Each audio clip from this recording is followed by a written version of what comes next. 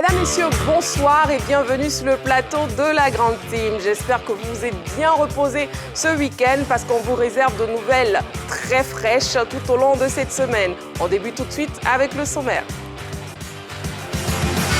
Au sommaire, ce lundi, des nouvelles d'ici et d'ailleurs, c'est dans LGT News. Focus, débrief de la Ligue des Champions CAF. Football, qui a été pour vous le meilleur ivoirien de la saison en Europe. Bonne semaine à tous sur ma chaîne qui offre 3 fois plus de sport. La question LGT de ce soir, football, qui a été pour vous le meilleur ivoirien de la saison en Europe. Vous pouvez donc nous appeler au 27 21 59 93 99. N'oubliez surtout pas l'indicatif plus 225 ou écrivez-nous sur la page Facebook de la 3. Ce soir, les messieurs qui m'accompagnent sont donc Henri-Joël, Jean-Philippe, Dorgelès et Roger Stéphane. Bonsoir messieurs. Bonsoir Marie-Christine. Bonsoir Marie-Christine. Comment vous allez? Bien reposé, Jean-Philippe? Oui, super bien. Henri-Joël et vous? Oui, ça va très très bien. Roger Stéphane, le week-end? Ouais, ça va. Dorgelès, pareil? Oui, c'était bien. D'accord, oui, c'était bien, d'accord. Bon, c'était bien pour tout le monde. Moi aussi, c'était bien. On démarre tout de suite avec LGT News. LGT News. Du cyclisme pour ouvrir nos news. Tour de l'Est. La SOA s'arrache les podiums du INSI. Démarré le samedi dernier, la place de la mairie de Dimbokro a abrité ce dimanche 11 juin la deuxième étape du Tour cycliste de l'Est, dénommée la Route de l'Est. L'étape de Dimbokro, qui est en fait un circuit fermé long de 84 km, a été parcourue 5 fois par des coureurs venus de divers clubs, dont l'Ascavel, ATS, Renaissance et la SOA. Au terme d'une course âprement disputée, ce sont les militaires qui ont poussé plus vite, les pédales pour s'adjuger les 3 places du podium dominées par le capitaine Cissé Isiaka. Ça, c'est un ancien tracé que nous avons réveillé. Et puis le mardi, nous faisons, c'est-à-dire le 13, un transbordement de Daoukro à Bongwanou pour prendre un départ à Bongwanou pour aussi un ancien tracé qu'on a réveillé. Pour faire Bongwanou, Kotobi, Abangwa, Akupé, Bacon, Aferi, Akupé. Ça, c'est le matin. Et l'après-midi, nous faisons Akupé, Adzopé. Et puis après, nous faisons Adzopé à Bengoro, puis à Bengoro à Nibilikro, en passant par Kounfao, Tanguessé. Et puis, on arrive à Tanda. L'étape numéro 3 de cette 34e édition du Tour de l'Est a débuté ce lundi avec pour itinéraire Bokanda-Daoukro, long de 130 km. LGT News. Athlétisme. Arthur Cissé-Gueye fait fort au meeting international de Genève. Arthur Cissé-Gueye continue de hisser très haut le drapeau national chaque fois qu'il en a l'opportunité. C'est ce qu'il vient de réaliser le week-end dernier en s'alignant aux 100 mètres hommes du meeting international de Genève. Le sprinter ivoirien n'a eu aucune peine à s'imposer sur cette distance en 9 secondes 96 centièmes. Il en a profité pour dédier sa victoire à son coach Anthony Kofi, décédé le 9 avril dernier. Avec 8 courses disputées en 4 rendez-vous cette saison, Arthur Cissé-Gueye n'avait toujours pas réussi à descendre sous les 10 secondes. Deuxième, lors des séries en 10 secondes 10 centièmes, il a déjoué les pronostics en terminant premier à la finale des 100 mètres en 9 secondes 96 centièmes. LGT News. Handball.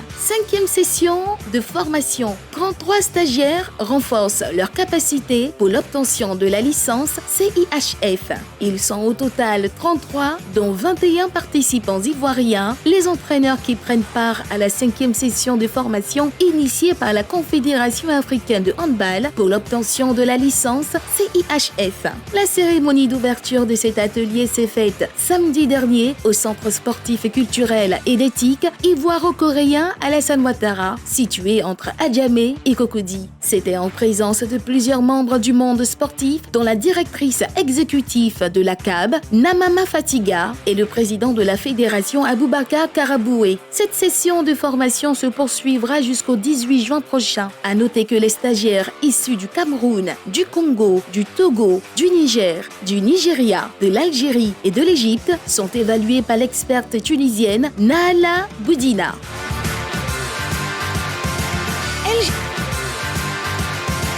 LGT News. Football. Tournoi de Toulon. Les éléphants espoirs chutent face au Maroc. LGT News.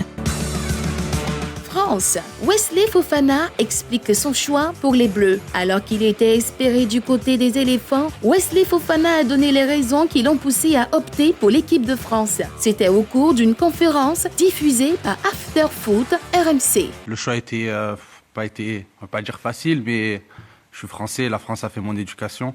Je suis né en France, j'ai joué en jeune en équipe de France Espoir. Donc c'était un peu le choix logique, c'est normal, c'est le choix du cœur. Je suis français avant tout, donc pour moi c'est un peu logique. Oui, j'ai eu des échanges avec le sélectionneur de la Côte d'Ivoire, mais je suis français avant tout, comme je l'ai dit, je suis né en France, j'ai fait mon éducation ici, j'ai toujours joué au foot en espérant jouer pour l'équipe de France un jour. Donc le choix, c'est sûr que c'est pas facile. Quand on voit l'engouement qu'il y a, on se pose des questions, mais je suis français et c'est un choix logique, c'est un choix normal, c'est le choix du cœur. Ce que je ressentais au fond de moi, au final j'ai choisi la France parce que voilà, c'est ce qu'il y avait au fond de moi. LGT News. Deuil. Italie. Silvio Berlusconi est mort. L'ancien président du Milan AC, Silvio Berlusconi, s'est éteint ce lundi à l'âge de 86 ans. Hospitalisé en avril pour une leucémie et une infection pulmonaire, il était sorti à 6 reprises. Mais le 9 juin, il y est retourné pour des soins sans avoir pu vaincre le mal qui le rongeait. Homme d'affaires et politique, Berlusconi reste avant tout le patron de l'AC Milan qu'il a détenu durant 31 ans, de 1986 à 2017.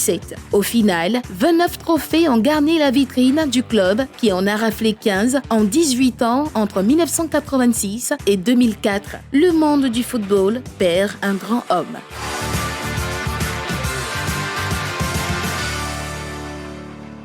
Autre information, éliminatoire Cannes 2023, les éléphants au laboratoire ce mardi. En prélude de la 5e journée des éliminatoires de la Cannes 2023, les éléphants entameront leur préparation ce mardi selon le calendrier établi par la Fédération ivoirienne de football. L'entraînement ouvert à la presse aura lieu le mercredi au lycée classique d'Abidjan. Les éléphants affronteront la Zambie le 17 juin prochain.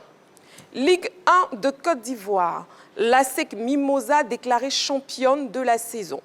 Il n'y aura plus de play-off selon les informations. En effet, à l'issue d'une réunion tenue ce lundi au siège de la FIF à Treichville, avec les 4 clubs qualifiés, l'instance suprême du football ivoirien a décidé d'annuler les play-offs. L'ASEC Mimosa en tête du classement avec 63 points plus 23 à l'issue de la saison régulière est déclarée championne.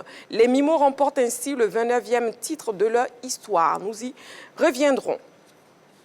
Je rappelle aussi que Guy Orlus et Béatrice Nicole sont nos 2 reporters autour de l'Est. Débrief des news maintenant, Roger Stéphane. Bonsoir Marie-Christine à nouveau. Je voulais parler de... Oui, parce que je me suis laissé un peu emporter par l'information sur la SEC Mimosa. Parler de Silvio Berlusconi, l'ancien président du Milan AC, décédé à l'âge de 86 ans. Il a été président de ce club mythique pendant 31 ans, entre 86 et 2017. Il a gagné 29 trophées, dont 15 en 18 ans, entre 1986 et 2004.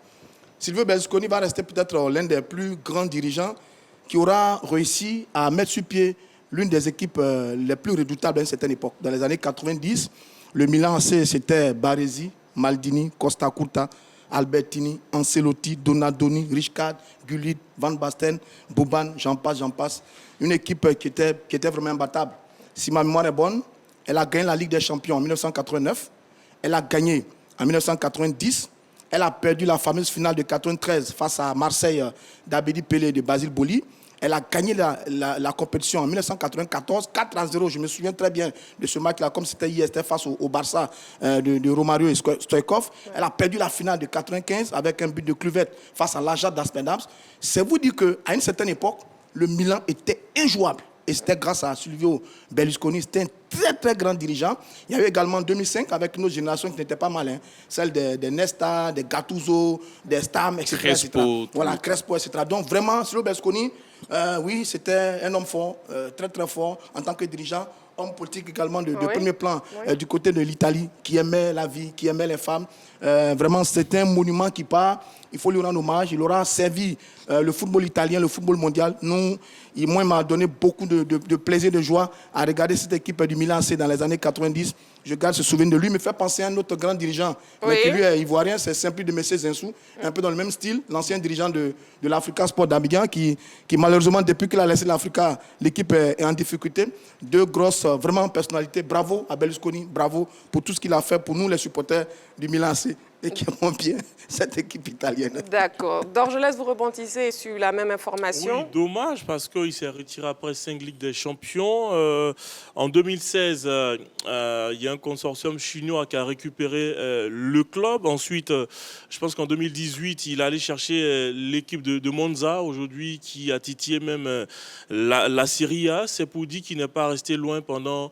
il n'a pas laissé le club pendant longtemps parce qu'après, même si ce n'était pas avec le Milan AC, il s'est retrouvé avec Monza et puis tout doucement. Mais en même temps, je me rappelle aussi qu'avec lui, on a connu aussi l'époque de Zlatan Ibrahimovic. Et après, je pense que quand il a laissé le club, c'est là que le Milan a commencé à avoir des difficultés. Je ne dirais même pas que le football italien, parce qu'après 2016-2017, le football italien, effectivement, l'avait perdu dans le domaine du sport parce qu'il n'était plus au niveau du Milan AC. Et puis on a commencé à avoir tous les problèmes en Italie, tout et tout. Mais vous constatez que maintenant, on n'a plus de grands noms en Italie. Ça vient tout doucement parce que quand il était là, il y avait assez de moyens dans le football italien là. Et aujourd'hui, il n'est plus là, dommage. Mais en même temps, ils ont été faits dessus place. À force de ne pas avoir peut-être les financements qu'il faut, on essaie de recruter utile et puis de faire grandir les jeunes pépites italiennes. Très bien. Henri Joël, on parle tennis avec vous, Djokovic? Et peut-être le plus grand joueur de tous les temps. Voilà. La question lui a été posée après son sacre face à Casper Ruud. Il a dit qu'il ne se considérait pas comme le plus grand parce que déjà, il y a ses amis qui sont là. Il y a Nadal, il y a Federer, chacun dans son domaine et surtout avec sa particularité. Lui, qui tente d'écrire son histoire. Et quelle histoire? La belle histoire. Novak Djokovic. Ensuite, le deuxième set, il est âprement disputé, remporté par le jeune Espagnol. Et au troisième set, il y a cette blessure-là qui arrive au niveau du genou, de l'arrière du genou du jeune Espagnol. Ça gâche un peu cette opposition que tout le monde attendait. Mais derrière, il faut aussi féliciter ce jeune Espagnol qui, malgré la blessure, a tenu à rester jusqu'à la fin de la rencontre. C'est remporté par Novak Djokovic, mais il est resté. Il a joué son match. Maintenant, on attendait la finale. On attendait ce jeune Casper Ruud.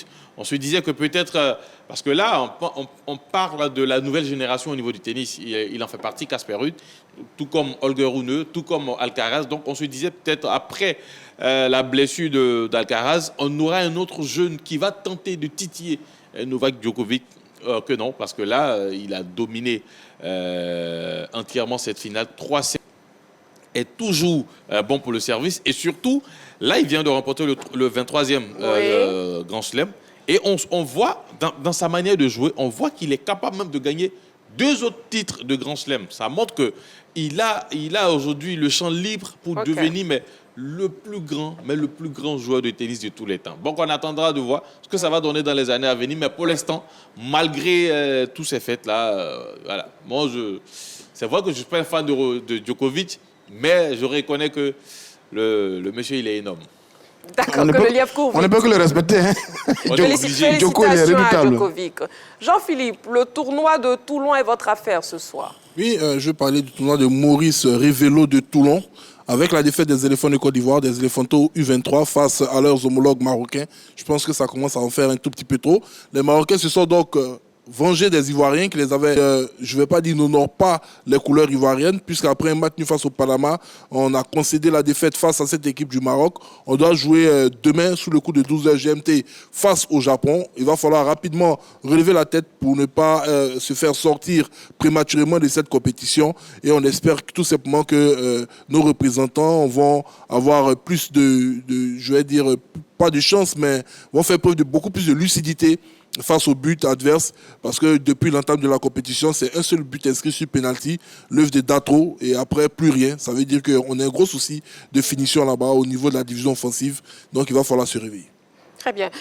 N'oubliez pas la question qui nous accompagne pendant notre émission de ce soir. Football, qui a été pour vous le meilleur Ivoirien de la saison en Europe? Vous pouvez donc nous appeler au 27 21 59 93 99 ou écrivez-nous sur la page Facebook. On marque une toute petite pause et on se retrouve juste après pour la suite de l'émission. À tout de suite.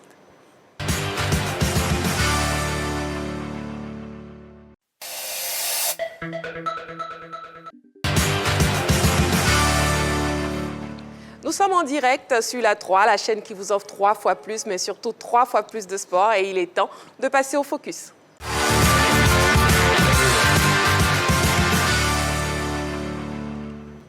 Le club égyptien du Al Ahly a remporté pour la 11e fois la Ligue des champions de la CAF en tenant en échec le Wydad Athletic Club ce dimanche à Casablanca. Une revanche pour les Diables Rouges du Caire qui s'étaient inclinés en finale la saison dernière face aux champions marocains. Bon, messieurs, comment réagissez-vous face à cette performance du Al Ahly, Jean-Philippe? C'est une performance à saluer. Le National Al Ahly du Caire démontre tout simplement que c'est la meilleure équipe de toute l'histoire du football africain. J'ai pris plaisir à suivre cette rencontre. Je n'ai pas du tout aimé, je dirais, la teneur de cette rencontre parce que c'est une rencontre qui fut très hachée, surtout du côté du comportement des Marocains. On les a sentis sur le terrain comme des guerriers avec le couteau au niveau des dents. Quand ils ont ouvert la marque, c'était normal, ils perdaient du temps, ils faisaient ce qu'ils avaient envie de faire, c'était leur stade. Et lorsque le Nassr Al Ahly égalisé, c'est devenu toute autre chose. Et je me dis que ce n'est pas l'image que j'aimerais que le football africain donne au monde entier, parce qu'il y avait quand même du beau monde au niveau de la tribune officielle. Toute volonté de l'adversaire de pouvoir revenir dans le match, ce que le WAC n'a pas su faire. Et cette égalisation est arrivée au moment où on s'y attendait le moins possible. Et a finalement vu cette équipe de Nassr Al Ahly s'imposer. Roger Stéphane? Non, c'est-à-dire qu'il y avait tous les ingrédients pour vivre une belle finale. La fin du match même était terrible. C'était vraiment la bagarre à tout bout de champ. Deux équipes un peu nerveuses. C'est vrai qu'il y a une équipe qui a superbement bien joué en première période. C'est l'équipe du WAC qui, après 30 minutes, avait 70% des possessions de balles. C'est tout naturellement d'ailleurs qu'ils ont ouvert le score, je crois, à la 27e minute. Et puis la seconde période a été un autre match où les Égyptiens, ont continué. Mais je dis, dans l'ensemble, c'est le WAC qui a paru plus entreprenant, plus intelligent dans la gestion, dans le contrôle du jeu. Mais les Égyptiens ont gardé cette expérience. Ils sont restés dans la bataille. Ils ont fait exactement le même coup que le WAC leur avait fait sur la finale aller. La finale aller, Al Ahly avait fait l'essentiel. Il menait 2-0. 86e minute, le WAC met ce but pour réduire le score. Et là, c'est à la 77e minute que les Égyptiens amènent donc l'égalisation qui leur donne le trophée. Donc, ça a été un match intense, un match... je dis, en termes de qualité football, on n'a pas été vraiment bien servi. Mais en termes de scénario, en termes d'intensité, en termes d'engagement, oui, c'est deux équipes qui étaient venues faire la bagarre. Elles ont fait la bagarre. C'était un match de nerfs. Et c'est l'équipe qui a eu les nerfs les plus solides. C'est cette équipe-là qui a gagné. Et bravo tout simplement à l'équipe du Al Ahly qui joue sur son expérience, son vécu, sa connaissance de la compétition. Elle va aller jouer une finale retour comme ça au Maroc. Et puis être dans la bataille jusqu'à s'imposer, à arracher le match et gagner le trophée. Tout simplement, bravo à cette équipe du Al Ahly. Très bien. Et qu'est-ce qui a fait la différence dans cette partie d'Orgelès? La différence, je dirais, tout s'est joué au match aller. Parce que, vous le savez, nous sommes encore en Afrique où il y a le match aller à domicile. Ensuite, on va voyager pour le match retour. Donc, pour bien voir le match retour venir, il faut faire le job. Je pense qu'ils l'ont fait 2-1. On s'est dit, attends, c'est quand même limite, mais on le sait, le Al Ahly, on va donner jusqu'au bout. Après, nous sommes au football. L'expérience aussi fait la différence. Ils sont habitués à jouer ce genre de compétition. À un moment donné, je me dis... Là où on se dit, ça ne va pas se jouer, c'est là qu'on se réveille, c'est là sur ce coup de tête, ils trouvent. Mais je pense que ça s'est joué au match aller. Au match aller, ils ont tout fait parce que je me pose la question. Si au match aller, il y avait eu match nul, je pense que pour ce match retour, ça allait tellement compliqué pour le Al Ahly. Donc, ils ont tout fait au match aller à domicile. Ils ont fait le job. Et puis, pour le match retour, ils ont vu venir. Le coach a mis la stratégie en place. À défaut de ne pas perdre, il fallait tout faire pour au moins marquer un but. Et ça s'est fait. Et puis, je pense que c'est bien mérité dans l'ensemble. Finalement, le coach du Al Ahly a remporté la bataille tactique, Henri Joël. Sur ce match, on peut même pas parler de bataille tactique parce que c'était haché, c'était vilain à voir. Le match n'était pas du tout beau parce que on se donnait beaucoup de coups. Il y avait beaucoup de précipitation dans le jeu. Et puis, quelque part, vous savez, après l'ouverture du score, les Marocains ont voulu pourrir un peu le match. Sauf qu'en face, ils ont une équipe qui est expérimentée aussi, qui est à la matière, qui maîtrise très bien ce genre de scénario. Oui. Donc voilà, Al Ahly, avec son expérience, parce qu'il ne faut pas oublier que cette équipe de Al Ahly a près de 80% de ses joueurs qui sont présents au club depuis près de 3 saisons. Donc ils se connaissent très bien. Et surtout, ils connaissent très bien la mentalité des équipes du Nord. On n'oublie pas aussi que cette équipe de Wydad a battu cette même équipe de Al Ahly la saison passée, parce que Wydad est le champion en titre. Et Al Ahly avait remporté, il y a 2 saisons, le trophée. Donc du coup, sur 3 ans, cette équipe de Al Ahly jouait sa 2e finale. C'est pour cela que je dis sa 3e finale, il me semble. Sa 3e finale. Donc, oui. elle a remporté son 2e titre en 3 ans. Donc, l'expérience est là. Et surtout, l'expérience des équipes du Nord, Al Ahly maîtrise au mieux ces genres de rencontres. Je pense que c'est pour cela qu'ils ont réussi à revenir au score. Parce que je ne pense pas qu'une équipe de l'Afrique subsaharienne aurait réussi à marquer face au Wydad après l'ouverture du score. Il a fallu que ce soit Al Ahly pour pouvoir marquer ce but-là. Donc, en termes de stratégie, je ne pense pas qu'il y a eu des stratégies qui ont été mises en place, que ce soit au niveau égyptien ou au niveau chez les Marocains, parce que le match en lui-même, on n'a pas véritablement vu cela.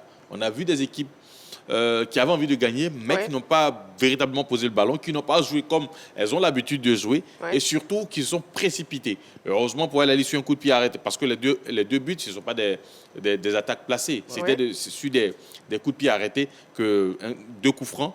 Un coup franc, un corner. Donc, du coup, il n'y a pas eu cette stratégie-là. Mais derrière, on a vu des équipes expérimentées, et surtout cette équipe de Al Ahly, qui pour moi, c'est le Real de Madrid d'Afrique. D'accord. Les renforts étrangers, je veux parler de Percy Tao et de Aliou Dieng, finalement, ils ont été déterminants, Jean-Philippe. Aliou Dieng, oui, Percy Tao pas énormément sur cette 2e rencontre, parce qu'il faut dire que le plan de jeu de l'entraîneur de Al Ahly était très simple. Contenir les assauts des Marocains le plus longtemps possible. Plus on allait avancer dans le temps que les Marocains n'allaient pas trouver la faille dans la défense du Nassr Al Ahly, plus ils allaient prendre des risques. Donc, ils allaient s'exposer à la vitesse des ailiers de cette équipe, je voulais dire sud-africaine à cause de Percy Tao, mais de cette équipe égyptienne. Parce qu'on a vu que cette équipe de Al Ahly a 2 ailiers qui sont très puissants, qui sont très vifs. Il y a le petit ailier égyptien qui me rappelle Mo Salah, je crois que c'est El Shahat. Voilà, El Shahat. Et vous avez Percy Tao. Sauf que l'entraîneur de cette équipe du WAC, il a réfléchi également autrement et il a mis des latéraux qui étaient à même surtout de contenir ces deux ailiers-là. Notamment Atia. Voilà, notamment Atia. Donc on a vu qu'au niveau de El Shahat, c'était beaucoup plus facile parce que, étant donné que c'était un très bon dribbleur, Percy Tao, lui, il a la vitesse avec lui. Lui, dans les 1 contre 1, il arrivait quand même à faire quelques différences, à conserver le ballon le temps que son bloc équipe monte. Alors que du côté de Percy Tao, c'était un peu difficile. Il se faisait bloquer systématiquement. Ce qui a fait qu'il n'a pas pu terminer la rencontre, il est sorti. Mais quand on parle de Dieng dans le milieu de terrain, il était vraiment impressionnant. Surtout après l'ouverture de la marque. On a vu qu'il a complètement muselé les milieux de terrain de cette formation du WAC. Et avec tous les espaces qu'il y a eu derrière, ils ont créé énormément d'occasions. Il a décidé de très bonnes balles. Le Al Ahly aurait pu marquer un 2e et 3e but qu'on n'aurait pas crié au scandale. Mais je pense qu'il était vraiment magnifique dans ce milieu de terrain. Donc je pense qu'au match aller, Percy a été l'homme de la rencontre du côté de Nassr Al Ahly. Au match retour, Dieng. Donc les 2 apports de cette équipe du Al Ahly, à mon sens, étaient à la hauteur de cette double finale. Oui. Roger Stéphane, d'autres artisans de ce 11e sacre? Atia, Fati, oui, de très bons joueurs. Je pense que c'est un ensemble. C'est vrai que Percy Tao n'a pas été très bon cette finale, mais sur l'ensemble de la compétition, c'est lui qui a porté cette équipe du Al Ahly. Je crois qu'il doit être le meilleur buteur du Al Ahly dans la compétition. Voilà, donc oui, Dieng, c'est vrai que sur cette finale, Dieng, c'est vrai qu'il s'est bien débrouillé, mais il n'a pas été bon comme d'habitude, parce qu'habituellement, Dieng aussi, c'est un sacré joueur. Mais oui, dans l'ensemble, c'est un groupe avec quelques individualités, mais c'est surtout un mental, une expérience.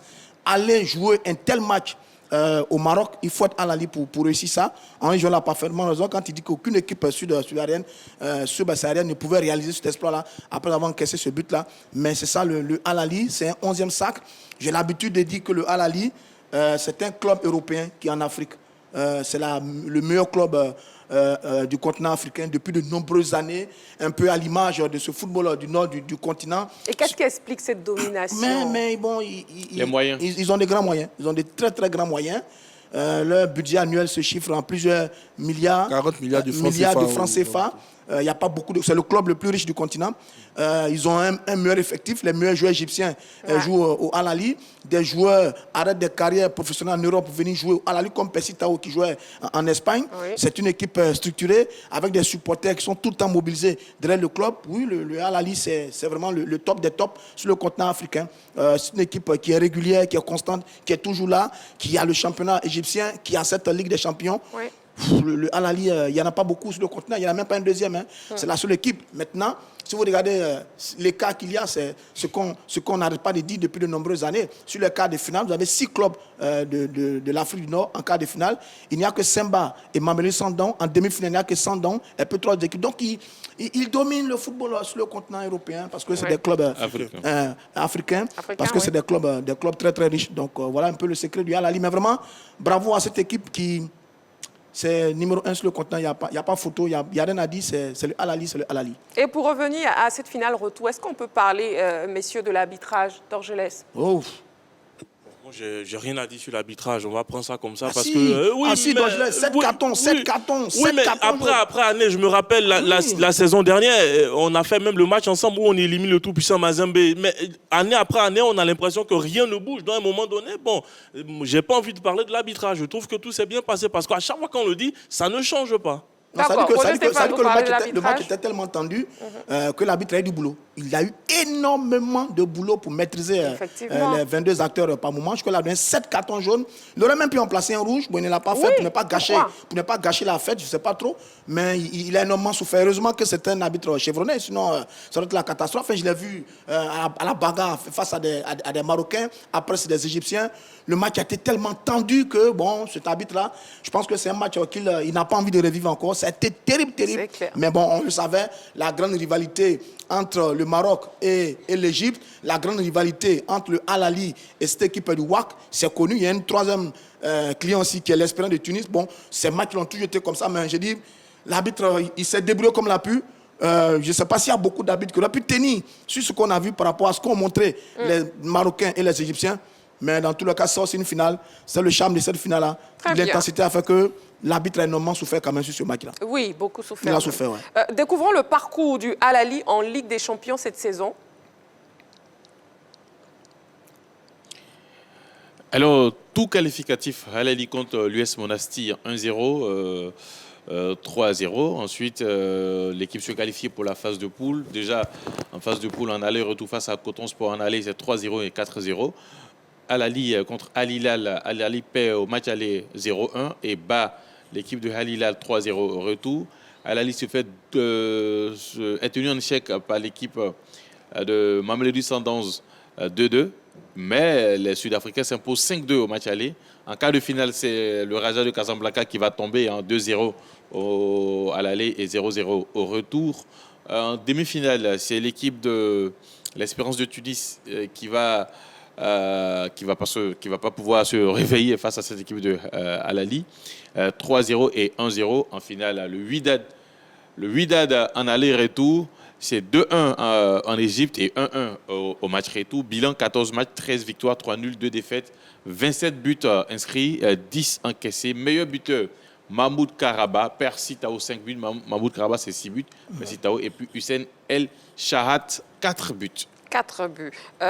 Quel regard on peut jeter sur ce parcours, Jean-Philippe? Mais un parcours assez difficile au niveau des phases de poule surtout, parce qu'au niveau des qualifications, ça s'est bien passé face à Monastir. Je pense qu'ils sont passés très peu de l'élimination. Il leur a fallu un sursaut d'orgueil lors de la dernière journée face au Al Hilal du Soudan, qu'ils ont battu 3-0 chez eux dans un stade national du Caire archi-comble. Après de ce moment-là, beaucoup d'observateurs avaient dit ah ben là c'était maintenant, je dirais, la pire des choses pour les autres clubs africains, parce que là, il fallait profiter pour éliminer cette formation de Nasser Al Ahly, parce que qu'elle sort de cette phase de poule, elle est quasi inarrêtable. Il y a eu le Raja de Casablanca. On s'est dit, bon, peut-être que le sursaut d'orgueil face à Al Hilal ne va pas passer face à cette autre équipe de Casablanca du côté du Maroc.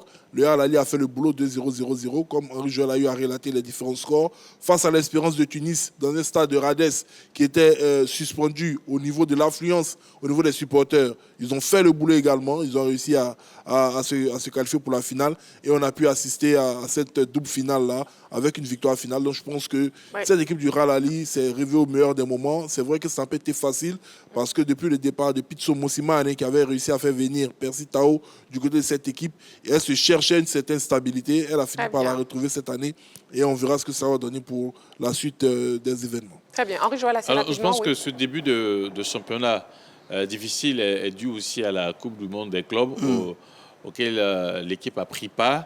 Et on n'oublie pas que sur ces 3 dernières années, ça a toujours été difficile pour Al-Ahly en phase de poule, mais sur ces 3 années, ils réussissent à se qualifier. Mais dès qu'ils se qualifient, ça c'est une autre équipe que nous découvrons dans la compétition. Donc je me dis que oui, ils essaient de faire le minimum, le nécessaire en phase de poule pour se qualifier. Et ensuite, ils activent la grosse artillerie. Et puis derrière, bon, voilà, tout le monde y passe. Mais quand même, quand vous regardez les 4 derniers adversaires, on ne peut que respecter cette équipe de Al-Ahly. Ils jouent le dernier match de phase de poule, je crois, de Mamelodi, Sandan. Non, Al-Ahly. Voilà, tout le monde pensait d'ailleurs que c'était Mamelodi Sandan était la seule équipe qui pouvait vraiment battre cette équipe-là. Malheureusement, Mamelodi est sorti en demi-finale par l'équipe du WAC après avoir très mal négocié un match à domicile. Ils sont sortis. Mais quand même, vous avez Raja, vous avez Espérance et vous avez WAC. Quand même, quart demi et finale, Raja, Espérance, WAC, c'est un parcours qui impose le respect. Parce que quand vous gagnez ces 3 équipes-là, c'est que forcément vous êtes un très bon club. D'accord, très bien. Le logo de la CAN 2023 dévoilé et ça crée le buzz. On part donc pour sa buzz.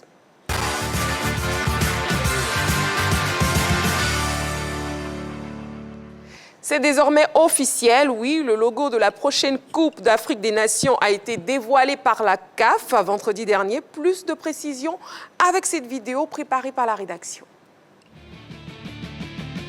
La Confédération africaine de football a lancé son compte à rebours en présentant l'identité visuelle de la 34e édition de la Coupe d'Afrique des Nations. En effet, vendredi dernier, le logo officiel de la CAN 2024 a été dévoilé. En plus d'être aux couleurs nationales, le logo, selon la CAF, rend hommage à la richesse de la culture ivoirienne et du continent africain dans l'ensemble. Avant d'indiquer que c'est la première fois depuis plus de 10 ans que la compétition bénéficie d'un nouveau look. Avec cette bonne nouvelle, la Côte d'Ivoire vient de franchir une étape symbolique dans l'organisation du plus grand...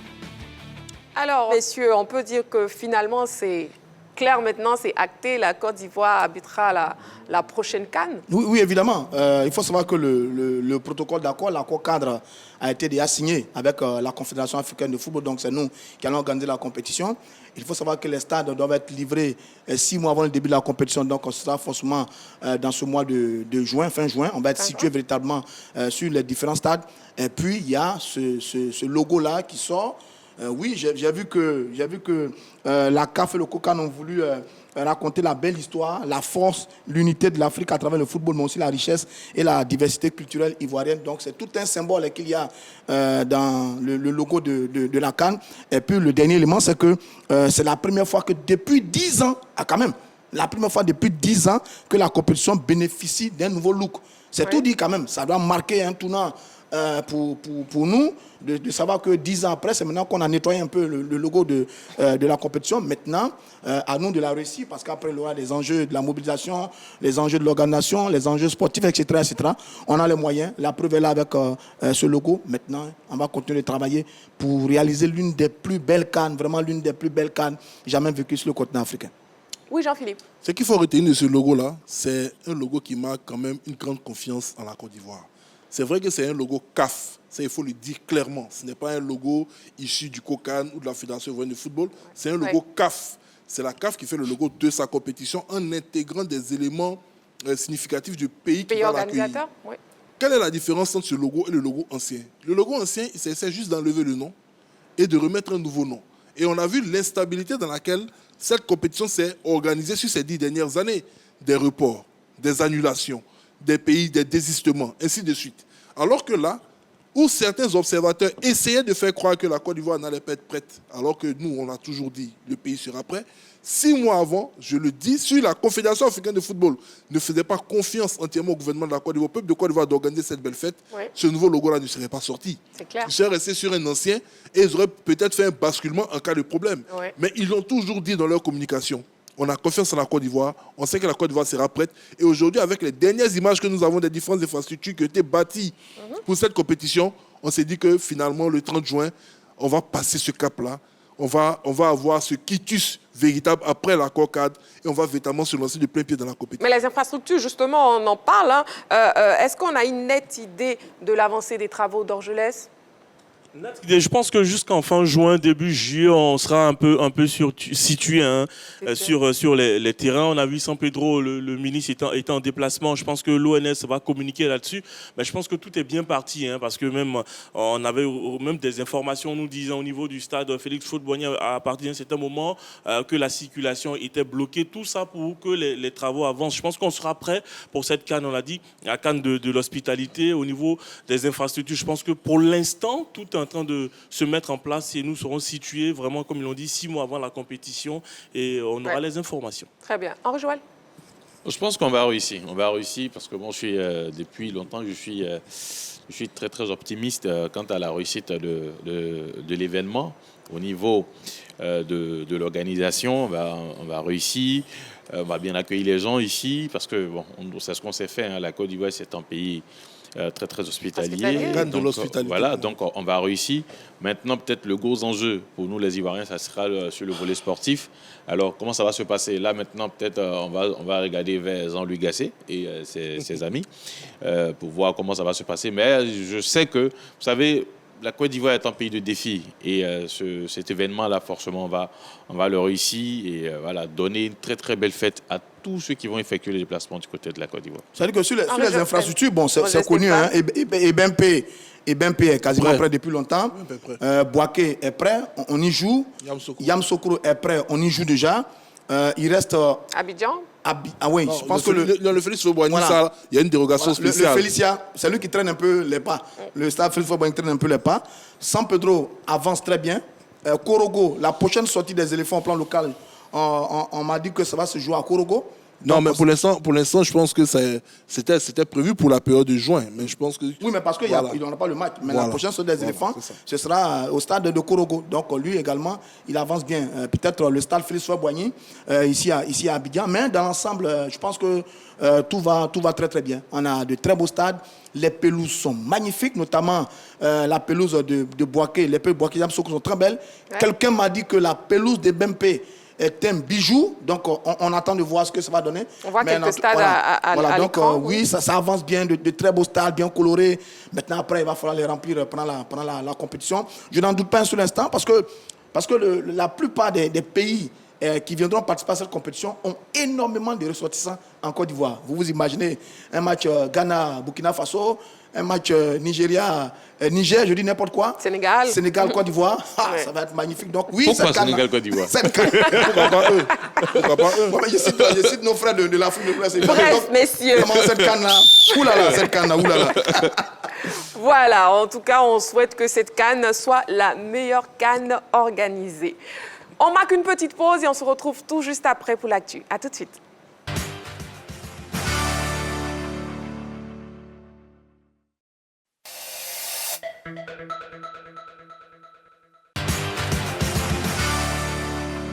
Nous sommes de retour sur le plateau de la Grande Team, toujours en direct et ce jusqu'à 22h et nous passons à l'actu.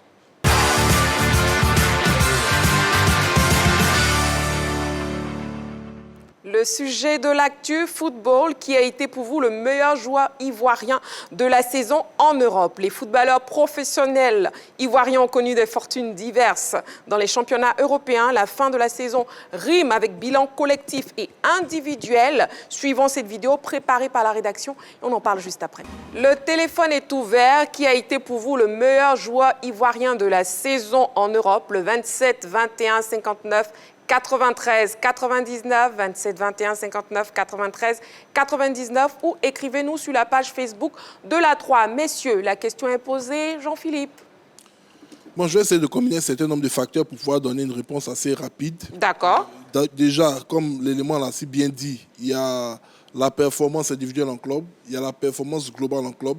Moi, à ces deux performances, j'aimerais ajouter le coefficient de la ligue dans laquelle les joueurs évoluent, parce qu'il y a des ligues majeures, il y a des ligues mineures, et puis il y a également la présence au niveau international et le charisme. quand j'essaie de regarder ces différents facteurs, il n'y a pas beaucoup de joueurs qui sortent du lot. C'est vrai qu'on n'a pas eu des Ivoiriens qui étaient très flamboyants au niveau de l'Europe. Et quand on regarde, il y a Seko Fofana qui joue du côté de Lens en première division française. On a Wilfried Zaha qui joue en Angleterre au niveau de la Première Ligue. Et on a Sébastien Haller qui a joué la deuxième moitié de saison du côté de l'Allemagne et qui a très bien terminé cette moitié de saison-là, finissant le meilleur buteur du Borussia Dortmund comme meilleur buteur avec 9 buts, 3 passes décisives. Bon, malheureusement, à la dernière journée, son équipe s'est inclinée et a laissé filer le titre au Bayern Munich. Donc, quand je regarde ces différents facteurs, ma fibre nationaliste un peu essaie de tricher au niveau du choix en essayant de voir parmi ces différents joueurs-là, quels sont ceux qui ont véritablement montré un attrait pour l'équipe nationale. Et c'est pour essayer de faire cette différence. Et quand je regarde tout ça, je dirais que pour moi, c'est Sébastien Haller. Maintenant, derrière, on a des jeunes comme Simon Adingra, c'est vrai qu'ils ont réalisé de magnifiques performances. On a des garçons comme Sangaré Ibrahim qui ont réalisé de magnifiques performances, malheureusement, qui n'évoluent pas dans une ligue majeure, c'est-à-dire dans le top 5 des meilleurs championnats du monde. Donc pour vous, Sébastien Haller est le meilleur Ivoirien, le meilleur joueur ivoirien de la saison en Europe. C'est ça. Henri Joël? Alors pour moi, c'est Sangaré Ibrahim. Sangaré Ibrahim parce que Jean-Philippe a évoqué quelque chose de très très important en parlant de la sélection. Moi, je ne saurais désigner un meilleur joueur ivoirien sans prendre en compte son impact au niveau du jeu Henri Joël, juste une seconde, on a un appelant, je vous reprends tout de suite. On a M. Kouadio qui nous appelle de Fékessé. M. Kouadio, bonsoir. Bonsoir Christine. Comment vous allez? Oui, ça va, ça va. D'accord. Bonsoir à toute la team. Bonsoir. À Stéphane, à tout le monde. Bonsoir. Tout le monde. Voilà. On vous écoute, M. Kouadio. Qui a été pour vous le meilleur joueur ivoirien de la saison en Europe? D'accord. Pour ma part, sans hésiter, je dirais Sangaré Ibrahim. D'accord. Voilà. Sangaré Ibrahim, vu la saison colossale qu'il a eu à abattre au niveau des Pays-Bas, voilà. Quelqu'un qui a été régulier avec son équipe, voilà, avec tout l'apport qu'il a eu à apporter au niveau de son équipe. Voilà, donc pour moi, voilà, sur la saison, toute la saison, pour moi, il a été le meilleur. D'accord, ok. Merci beaucoup, M. Kouadio. Oui, je vous en prie, madame. Oui. Monsieur Kouadio, il est d'accord avec moi que le meilleur joueur ivoirien de la saison en Europe, c'est Sangaré Ibrahim. Donc, comme je le disais, on ne peut pas désigner un meilleur joueur ivoirien sans toutefois prendre en compte les performances au niveau de l'équipe nationale. C'est pour cela que moi, je l'ai choisi. Et surtout, quand on jette un regard sur sa participation ou ses prestations avec son club, c'est énorme. Vous savez, il a joué 45 matchs, toutes compétitions confondues, avec son club, 42 fois titulaire. Il inscrit 8 buts et délivré 3 passes décisives pour 3765 minutes. Ouais. C'est énorme. Et surtout, il est essentiel pour cette équipe du PSV Eindhoven. Avec l'équipe nationale, c'est 14 rencontres. En combinant 2022, c'est 4 buts, 2 passes décisives et 12 fois titulaire sur les 14 rencontres. Donc, on voit un peu l'importance du joueur, que ce soit en club, que ce soit en équipe nationale. Il a remporté aussi un trophée, la Coupe de Pays-Bas, remporté face à l'équipe de l'Ajax d'Amsterdam. Donc, aujourd'hui, et Sangaré, on n'oublie pas qu'il est demandé par plusieurs clubs. C'est vrai qu'il ne bénéficie pas de la médiatisation de certains joueurs par rapport à son championnat dans lequel il évolue, notamment les Pays-Bas, où, rarement nous avons les matchs en direct de ce championnat, mais il est là, il fait son bon nombre de chemin. Et surtout quand il vient en équipe nationale, c'est l'un des joueurs qui se donne à 100%. Donc, pour toutes ces raisons, moi, je désigne Sangaré Ibrahim comme étant le meilleur joueur ivoirien de la saison. D'accord. On a M. Kofi Mathieu qui nous appelle. Monsieur Kofi Mathieu, bonsoir. Oui, bonsoir, la toute puissante Marie-Christine. Je vous appelle de Mbato. Oui, de Mbato, Monsieur Kofi Mathieu. Comment vous allez? Je vais bien. Et vous-même? Très bien, Dieu merci. Bon, on vous écoute. Je salue la grande team. Bonsoir. Bonsoir. On vous écoute. Bon, moi, je crois que le joueur ivoirien qui s'est illustré de fort belle manière cette année dans les différents championnats, c'est Seko Fofana. Parce que quand je vois la position de son équipe, Lens, qui a quitté en deuxième division, je ne sais pas, l'année passée, prendre cette équipe-là pour aller jouer la Ligue des Champions l'année prochaine, je vois que vraiment c'est un parcours. C'est-à-dire il faut être un combattant pour pouvoir faire ça. Et quand tu vois son impact dans le jeu de Lens, ça veut dire que sans Seko Fofana, c'est pas évident que Lens allait arriver à ce niveau. Donc je crois que vraiment, il a été celui-là même qui s'est démarqué au niveau de l'Europe. D'accord. Ça, c'est moi, mon avis. D'accord. Votre avis est pris en compte. Merci beaucoup. Merci à vous aussi et puis bon début de semaine. Hein. Merci beaucoup. Donc, il en ressort, hein, les noms Seko Fofana, Haller, Sangaré Ibrahim, Roger Stéphane. Oui, moi, j'ai eu du mal à faire un choix avec les noms qui sont connus. Seko Fofana, Sangaré Ibrahim, Krasso, que nous tous on a découvert là, quand Gassé l'a emmené en sélection. Bon, c'est les noms qui viennent, mais moi, je vais surtout faire un petit coucou aux jeunes joueurs, à nos pépites qui montent doucement, qui font de très belles saisons dans des clubs modestes, mais qui se signalent un peu comme l'avenir du football ivoirien. Le jeune Moïse Saïd Dion, qui a signé à Strasbourg, qui était à Annecy.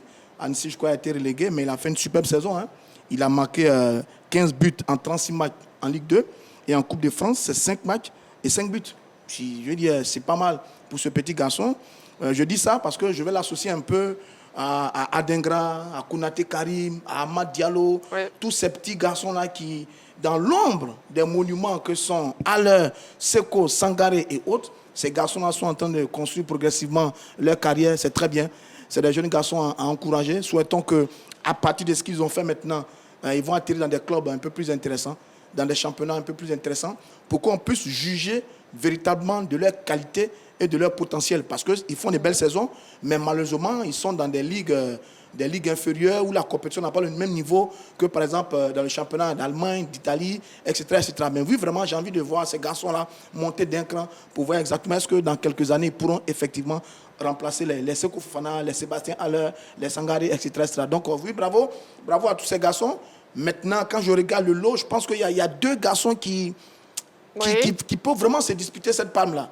Sangaré et Seko Fofana. Sangaré, bon, depuis ce qu'il fait depuis de nombreuses années en Hollande, c'est connu. Et Seko Fofana, également avec Lens, il y a quelque chose qui est fait avec ce garçon. Maintenant, si on y ajoute l'ingrédient de la sélection nationale, à partir de ce moment, il y a Sangaré Ibrahim qui va se détacher. Très bien. Mais j'ai vraiment du mal à choisir entre tous ces garçons-là. Mais bravo à nos petits garçons, nos pépites qui sont en train de monter et qui ont fait également de très bonnes saisons dans leurs clubs respectifs. Très bien. Sur la page Facebook de la 3, on a Béranger qui nous dit « Sébastien Haller est le meilleur de tous. Revenu après sa grave maladie et inscrit 9 buts en championnat est stratosphérique. » On a aussi Manouan Franck Aristide Nachia qui nous dit « Bonsoir la grande team, je vous suis depuis la sous-préfecture de Maféré, département d'Aboisseau. Pour ma part, le meilleur Ivoirien est Seko Fofana avec ses prestations XXL. Je crois qu'il n'y a pas débat à faire. Bonne émission. Merci. Oui, Dorgelès, votre meilleur joueur est... Bon, moi, je n'ai pas pu choisir parce que quand je regarde dans l'ensemble, je trouve que c'est moyen pour presque tout le monde. Quand nous sommes habitués à un moment donné à avoir des joueurs comme Yaya Touré, Didier Drogba, qui étaient des titulaires indiscutables en club, qui étaient des figures de proue de leur équipe, se retrouver avec... C'est vrai, il y a de la qualité, mais pour moi, je trouve que c'est pas comme avant, c'est plus comme avant. On va pas essayer d'être aussi dur, mais c'est la réalité pour moi. C'est moyen sur l'ensemble de ce qu'on a vu. On a parlé de Seb Haller, on le sait, mais revenu 9 buts pour la saison qu'il avait fait avant de se retrouver du côté de Dortmund. Je trouve que c'est moyen. On parle de Seko Fofana. Oui, au dîner, on a vu un peu ce que ça donnait quand il est venu en France, mais pour quand même, c'est Lens, ça joue pas la Ligue des Champions. En équipe nationale, on n'en parle pas. 2 matchs après, il disparaît. C'est moyen.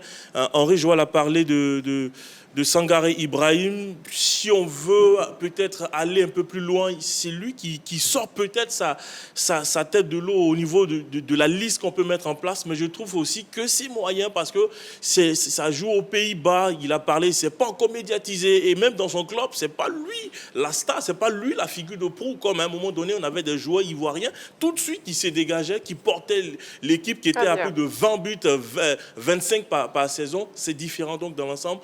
On va dire c'est moyen. C'est moyen, ok. On a M. Cissé qui nous appelle de Trècheville. Voyons son avis. M. Cissé, bonsoir. Bonsoir, madame. Comment allez-vous? Je vais très bien. Et vous? Ça va très bien.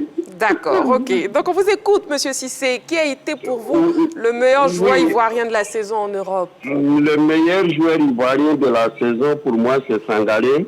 D'accord. Je peux l'expliquer. Oui. Voilà, Sangaré Ibrahim. Pourquoi je dis Sangaré Ibrahim? Vous voyez, actuellement, tous ceux qui jugent, on juge entre Sangaré et Fofana, Sangaré et Fofana.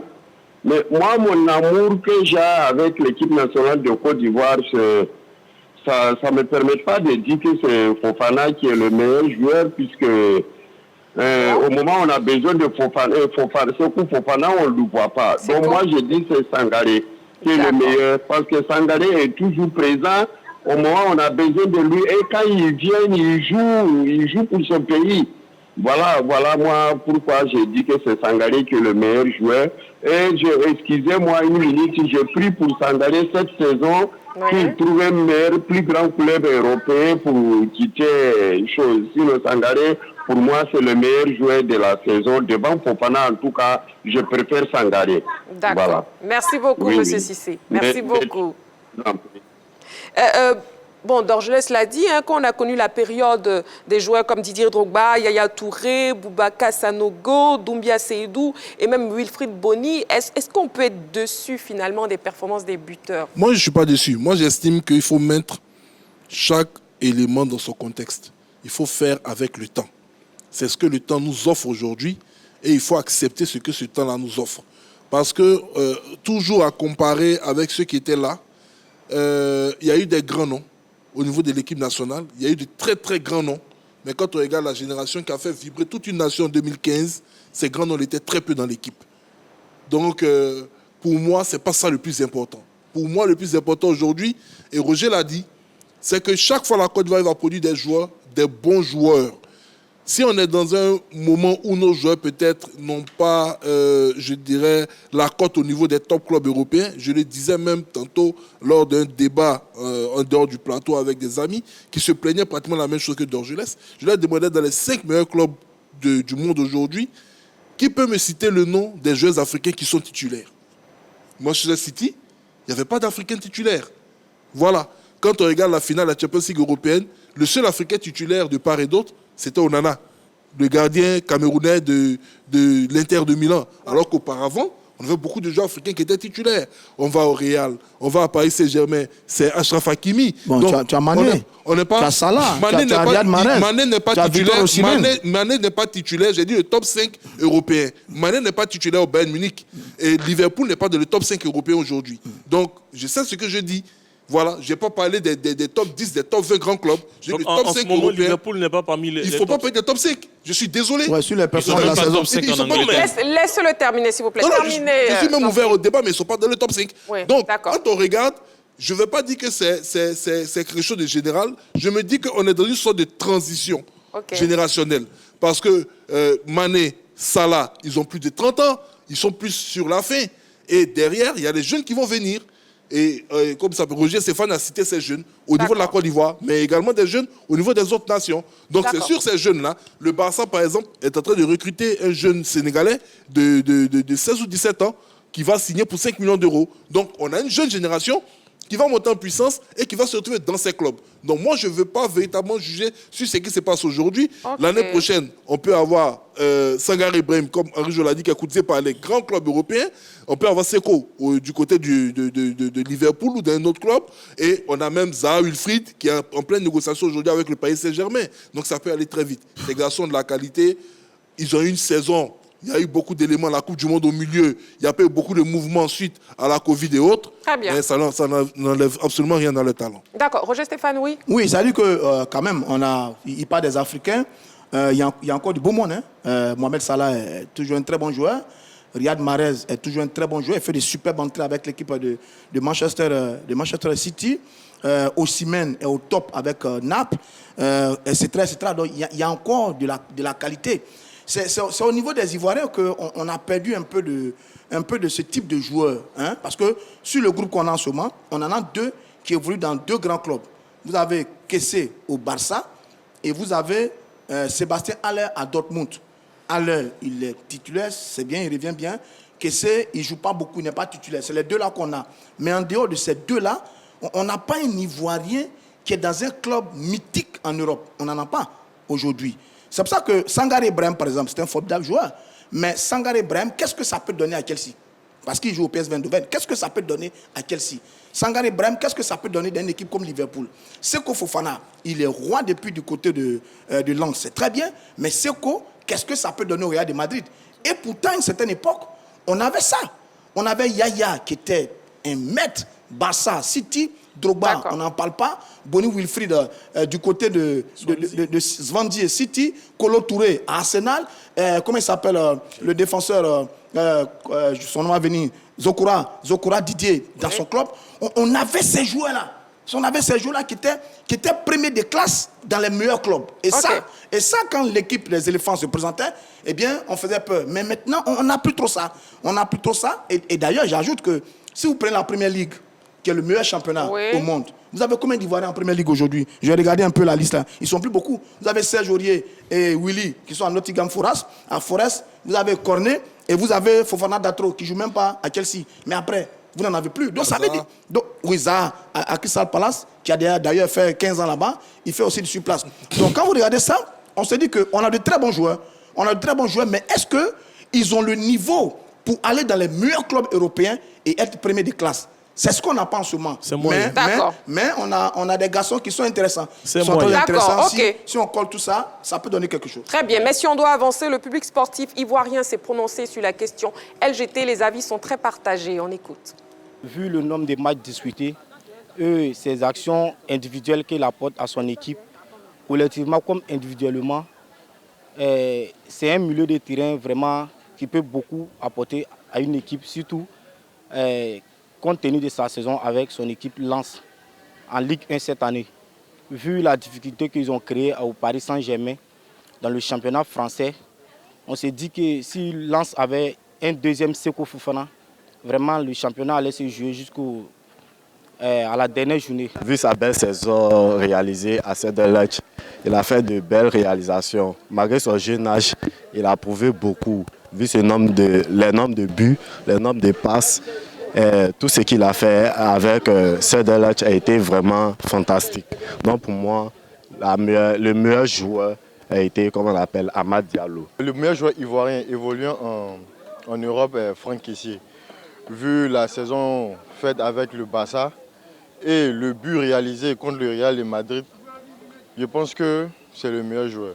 Actuellement, le meilleur joueur ivoirien qui évolue en Europe, je pense que c'est Seko Fofana qui évolue en Nantes, le capitaine de l'équipe.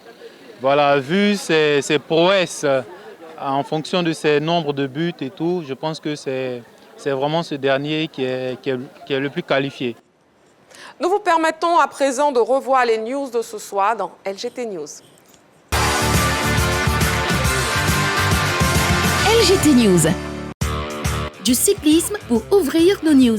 Tour de l'Est. La SOA s'arrache les podiums du INSI. Démarré le samedi dernier, la place de la mairie de Dimbokro a abrité ce dimanche 11 juin la deuxième étape du Tour cycliste de l'Est, dénommée la Route de l'Est. L'étape de Dimbokro, qui est en fait un circuit fermé long de 84 km, a été parcourue 5 fois par des coureurs venus de divers clubs, dont l'Ascavel, ATS, Renaissance et la SOA. Au terme d'une course âprement disputée, ce sont les militaires qui ont poussé plus vite, les pédales pour s'adjuger les 3 places du podium dominées par le capitaine Cissé Isiaka. Ça, c'est un ancien tracé que nous avons réveillé. Et puis le mardi, nous faisons, c'est-à-dire le 13, un transbordement de Daoukro à Bongwanou pour prendre un départ à Bongwanou pour aussi un ancien tracé qu'on a réveillé pour faire Bongwanou, Kotobi, Abangwa, Akupé, Bacon, Aferi, Akupé. Ça, c'est le matin. Et l'après-midi, nous faisons Akupé, Adzopé. Et puis après, nous faisons Adzopé à Bengoro, puis à Bengoro à Nibilekro, en passant par Kounfao, Tangressé. Et puis, on arrive à Tanda. L'étape numéro 3 de cette 34e édition du Tour de l'Est a débuté ce lundi avec pour itinéraire Bokanda-Daoukro, long de 130 km. La finale de la Ligue des champions UEFA est le deuxième sujet de l'actu de ce soir. Manchester City a inscrit son nom en lettres d'or au palmarès de la Ligue des champions UEFA. Les Citizens ont en effet dominé l'Inter Milan sur le score de 1-0. Bon, messieurs, est-ce que Manchester City a largement mérité son premier sac dans cette compétition, Henri Joël? On dira oui, au vu de leur parcours, parce qu'on ne va pas seulement se limiter à cette finale pour essayer d'analyser cette performance de Manchester City. Quand on voit un peu le parcours des Citizens tout au long de cette saison en Ligue des Champions, même en championnat, on se dit que voilà, c'est le couronnement de ces efforts-là qui ont été fournis, parce qu'ils ont presque dominé tout le monde. Bon, ils ont dominé tout le monde. Ils ont dominé tout le monde. Et cette finale-là, on la voyait un peu... de cette manière, c'est-à-dire une finale où on allait avoir une équipe de City qui allait dominer et une équipe de l'Inter qui allait procéder par contre-attaque. Sauf que bon, oui, ça ressemblait à cela, mais bon, une belle opposition aussi des Italiens. Sauf que, comme je le disais, voilà, Manchester City mérite largement ce trophée. Et quels ont été les secrets des poulains de Pep Guardiola, Roger Stéphane? Le style de jeu. Okay. City, c'est un football total. Ouais. C'est peut-être l'équipe qui joue le mieux au football en ce moment sur le continent européen. C'est aussi la qualité de l'effectif, parce qu'ils ont des très... Donc oui, quand cette équipe-là, quand elle est en pleine forme, allait demander au Real de Madrid en demi-finale. 4-0. Voilà, donc c'était le football total, le football moderne qu'on aime voir. Une équipe qui est capable de jouer dans tous leurs compartiments de jeu, faire des remplacements. Je pense qu'il n'y a rien à dire. Hein. On attendait ça pour sacrer et célébrer Pep Guardiola, c'est fait. Après le Barça à une certaine époque, et bien là, il est sur le toit de l'Europe et du monde, j'ai envie de dire. Tout simplement, bravo à cette équipe de Manchester City qui, à mon avis, produit l'un des meilleurs footballs, sinon le meilleur football sur le continent européen en ce moment. Très bien. Dorgelès, Roger Stéphane parlait de Pep Guardiola. D'autres grands artisans de cette concrétisation? On va parler du robot, Haaland. Haaland, tout au long du tournoi, il a porté sa pierre à l'édifice, mais on ne va pas oublier vraiment Kevin De Bruyne. Je pense que c'est ce joueur-là, même là au milieu de terrain, qui donnait le tempo. Mais il y a un joueur qui est monté en puissance là. Félicitations à Pep Guardiola, parce que c'est Ilkay Gundogan. On avait par moments du mal à pouvoir le situer. C'est la même génération que l'Arda Touré. À un moment donné, c'était tellement compliqué. Mais arrivé à City, il est devenu ce joueur magnifique, capable de dribbler, de frapper, de marquer. C'est là aussi la capacité d'un entraîneur à faire progresser ces joueurs, surtout le banc de touche de City. Quand vous regardez, vous vous dites, bon écoutez, on a peut-être Riyad Mahrez sur le banc, mais quand Riyad Mahrez rentre, j'y arrive, c'est totalement autre chose. Donc félicitations, il y a des joueurs, vraiment, c'est le milieu de City. Moi, je pense que durant cette campagne de Ligue des Champions, c'est la force de City, c'était pas forcément l'attaque, mais c'était le milieu de terrain, un milieu de terrain puissant. Quand ça ne va pas devant, on a du mal, parce qu'à un moment donné, Haaland, on l'a vu avec Rudiger, où c'était vraiment compliqué pour lui de pouvoir jouer, mais on avait Gundogan, on avait Kevin De Bruyne derrière, il y avait des Rodri. Donc vraiment, c'est le collectif de City qui a fait fort, mais son milieu de terrain est tout simplement impressionnant et magnifique. D'accord. Jean-Philippe? C'est quoi la même question concernant les joueurs déterminants? Ben, je pense qu'il a parlé d'Haaland, il a parlé de Gundogan. Moi, j'aimerais tirer mon chapeau à Rodri, l'auteur du but de la victoire, parce que c'est un garçon qui est très sobre dans son jeu, mais qui est très efficace. On avait vu déjà face au Real de Madrid qu'il avait créé ce dysfonctionnement au niveau du milieu de terrain en se positionnant entre les lignes des hommes de Carlo Ancelotti. Ça les avait beaucoup gênés et ça avait contribué à permettre à ses coéquipiers d'être dans de très bonnes dispositions pour pouvoir battre les Madridistes. Maintenant, à côté, il y a Bernardo Silva également qui a réalisé une très belle performance. Voilà, lui qui est pratiquement en fin de contrat et qui espérait partir. Et là, maintenant qu'ils ont remporté le trophée, peut-être qu'il va partir de cette formation-là avec une grande joie. Mais pour rester dans la même veine, je pense que c'est plus un collectif qui a remporté cette compétition, cette saison.